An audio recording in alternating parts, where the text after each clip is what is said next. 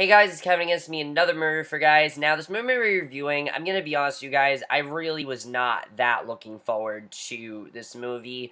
Like, I would say I was kind of looking forward to it, but then when other trailers started to come out, I thought it looked really stupid and really cliche and very cheesy. But I finally checked it out, and that movie is Southpaw. You guys know from my trailer reactions, I really was not looking forward to this movie. However, as positive reception started to come out and I heard more things about it, that it's actually really good and that it's better than I thought it was going to be, I was definitely interested in seeing how this movie would be. And after finally checking out, I have to say, Southpaw for me is one of the most surprising movies of the year. There are a lot of things I really do love about it. It's not a perfect film. I do feel this movie has a few problems, nothing that big, but just a few problems here and there. But other than that, I really loved this movie for the most part. There are a lot of things I loved about it, and I really do recommend you guys check it out. Well, let's get to the plot of Southpaw, which I think is a really great plot. I really love the plot of this movie. Basically focused on this man, Billy Hope, who he is this boxer. He lives in, he's a professional boxer, and he has a wife and daughter. And basically, during this one match, he ends up having an eye injury, and and basically his wife Maureen is trying to convince him to retire while he's at the top, and basically that's what he plans on doing.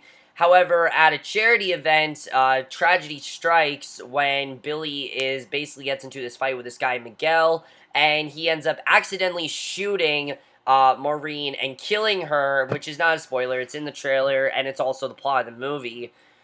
So basically, he ends up, obviously, this really strikes him hard. He starts to get, abuse alcohol and drugs and things like that. And basically, he has to go to anger management classes and basically challenges the man that shot. Basically, he has to get himself back to how he was and get himself to be a better man again and things like that. And that basically is the plot of Southpaw. And I think it's a fantastic plot. And also he has to, pretty much learn how to live without his wife. And I think it's a really great plot.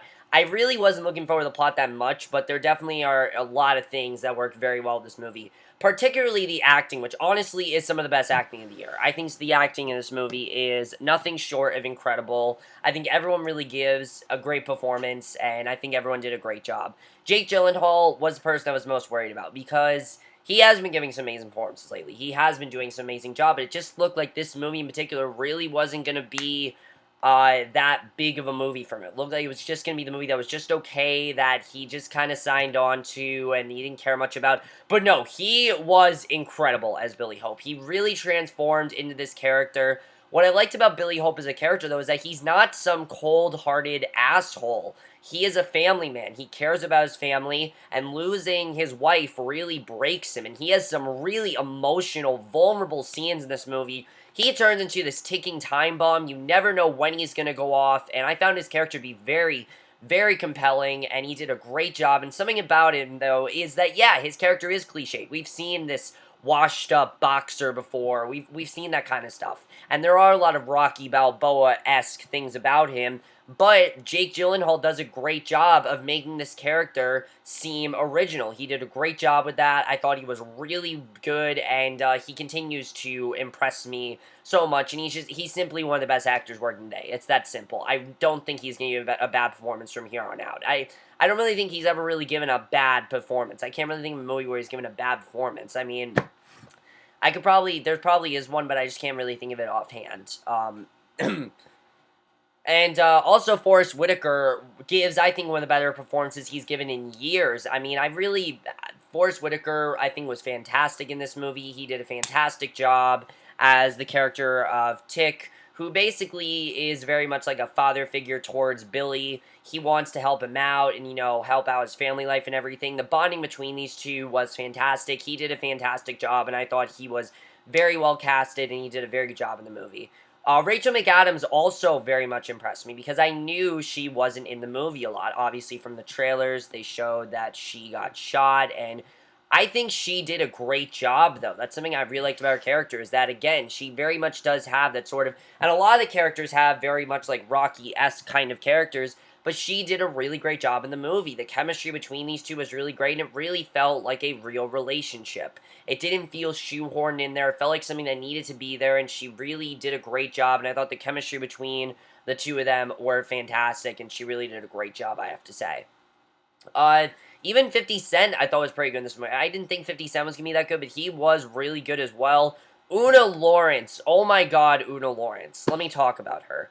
I think I'm one of the few people that actually knew Una Lawrence before because of Matilda the Musical. She did Matilda the Musical. She was one of the Matildas. Most people say that she probably was the best acting-wise. Millie Shapiro, I think, was the best overall, but the best acting-wise probably was Una Lawrence, and she gives an amazing performance in this movie as Lila. I loved her subplot in this movie because basically she has to go through the process of forgiving, of, moving on without her mom, just like Billy is, and the bonding between these two is just so great, and she really did a great job of showing why she's not just some adorable child actress. Yes, she is adorable. Yes, she is a child, but she's a lot more than just a child actress. I think she really has a bright future ahead of her, and I'd love to see what else she does. She really gives an incredible performance in this movie, and honestly, I think in a few years, she could end up getting, like, Oscars here. I could definitely see it happening, and she really did a great job, and I can't wait to see what else she does, because she really was incredible in this movie. So overall, the acting I thought was great. I think everyone did a really great job, and really nobody was bad, and that's something I was very happy about. The other thing I think that works so well in this movie is Antoine Fuqua's direction. You can tell how passionate he was about this story. He really had a great emotional, bleak, dark tone to this movie, and he showed why this story was important. Again, it's not your most original story, which I'll get to with the screenplay, but I think for the most part, he did a really great job showing why this is an important story and why we should care about this story. And that was something that I was definitely very impressed by, and I was definitely very happy that he did. I definitely really enjoyed seeing, why this story is important, because I wanted this story to be important, and it turned out, yeah, it is important, and it really needed to be important. I really thought it was, I really thought his direction was great, and it was one of the things I think that made this movie as good as it is his direction. As good as the acting was, I really feel if his direction wasn't as good, I don't think the movie would be really as good as it could have been, and I really feel that was great.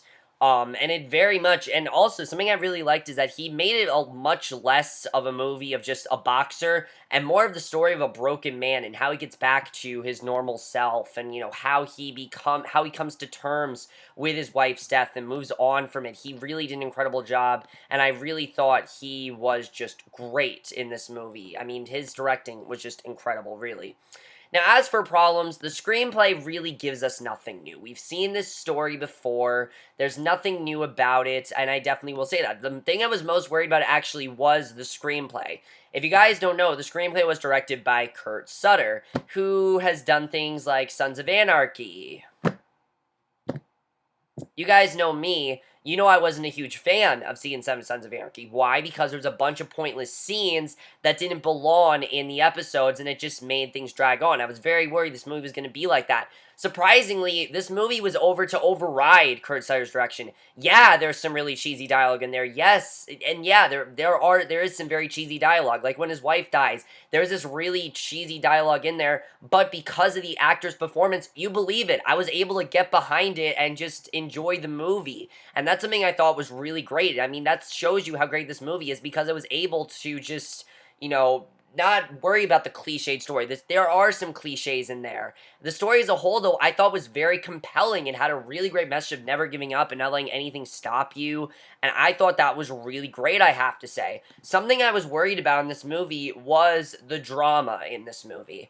I was really worried there was going to be a drama override, and that, this dramatic thing would happen and this dramatic thing would happen. And honestly, it worked in this movie. It needed to be that way. We need to have all this drama happening at once. And you know why we needed that? We needed all the drama, I think, happening at once, mainly because of the fact that this is a man that has just is losing everything, and he needed to really hit rock bottom to get back to his normal self. And I really feel they handled that very well, and it's something that we really need to see, is seeing him lose everything, and I thought they did a very good job with that, and I was very into that. I was also surprised by how into the story was. I mean, I was into the story And I knew pretty much everything that was going to happen like the first hour of this movie, but I was still into it because of the way they do it. They don't just focus on him, they focus on his family life. They focus on what he's going through. And you see how much his family matters to him. I mean, he's the kind of man that without his family, he's a wreck. I mean, he's destroying stuff. This movie got me quite teary-eyed at times even, guys. There were times where I was tearing up to this movie, and I can't relate to really anything going on, but I think it's just how well they portrayed the story and how much I cared about what was going on, which I really did not think was going to happen, but I cared immensely at what was going on, and I thought they handled it perfectly, honestly. I thought it was very well done, and it really didn't come across as cheesy either. Like, as I said, the dialogue is kind of cheesy, but the emotion wasn't melodramatic. It didn't feel like a Lifetime movie like the trailers made it out to be. Also, if you have, needs to be said, don't watch the trailers this movie. If you haven't, don't watch the trailers because it ruins it ruins some of the best parts of the film. But I do have to say that even though I knew the stuff that was going to happen, I didn't really care the trailer showed a lot because I think the movie was good enough that with the trailer showing enough, you really still didn't see things coming. And I thought they did a very good job in that. I was very into that. The cinematography as well was very, very well handled in this movie. The darkness of the movie also I thought was really great. You know, obviously the darkness is something that's very important, but also the fighting scenes was very impressive. I was really worried that the fighting scenes weren't going to be that well done and that they were going to feel real cheap and lazy, but they really didn't feel cheap and lazy at all. In fact, they were very compelling. I mean, I was on the edge of my seat so many times, not knowing what would happen. It very much is like, I think this movie really is like Rocky in the sense where you're just gripping your seat, not knowing what's going to happen in these boxing matches. Is he going to win? Is he going to get out of this? Is he, going to be victorious and achieve what he wants to? And that's something I think the movie did very well. Yes, I do feel the movie borrowed elements from Rocky, but who cares? That's what you want in a fighting movie. You want to be gripping on the edge of your seat when these boxing matches happen. And that's something I thought was really great. I definitely really loved that, and I thought they handled that very well. And I was surprised by how into the boxing matches I actually was, because I really didn't feel I'd be into them at all, honestly. That's something I thought was definitely very, very good. And the thing is, the whole time you are rooting for Billy. You definitely are. Even when he's being sort of like an asshole and kind of just on this downward spiral, you understand why this is happening to him. It's very well done. I definitely really enjoyed it. And I thought that was definitely really great. Also, it should be said that I think this movie might have one of the best endings of the year. I think the ending to this movie is truly fantastic, and it really worked in this fantastic way. And it really felt like we've come full circle with these characters, and I thought they handled that perfectly. James Horner, of course, did the score of this movie. He recently died in a plane crash. They do a great tribute to him at the end. It just basically says, dedicated to James Horner, which I thought was very sweet. I like they did that, but his score is obviously amazing. James Horner is just a great composer. Rest in peace, James Horner. He did a fantastic job scoring this movie. His score was fantastic, and something I really loved about his score was it really captured the darkness and the bleakness and emotion of this movie. And I think his score was fantastic, and he really did a great job, and it's what the movie should be, definitely. The ending I thought was also perfect. The movie is 2 hours long, but I was into it the whole time. There was not one point where I was like, okay, I don't care about this scene. Can we wrap this up? I didn't care. I really didn't. I mean, again, yeah, there are some cliches in this movie. Like there is a training montage and things like that, but it needed to be in there. The stuff they kept in this movie I felt had to be in there, and with it being Kurt Sutter, again, very impressed. I think it's mainly because of Antoine Fuqua, who you could tell gave a shit about this movie. I think that's really what the thing is, that the people in this movie gave a shit. They gave a shit at what happened. They gave a shit about, how the movie turned out, and they didn't care as much about, just having the scene go on for hours upon hours. Like, that's basically what Kurt Sutter does, and that's why I'm really not looking forward to his new show, The Bachelor Executioner, that much either, because I know it's probably going to be the same like Sons of Anarchy, where it's just way too long. It didn't need to be as long as it was. So I'm happy that the movie's editing really went by fast for me. I was into it the whole time, I have to say.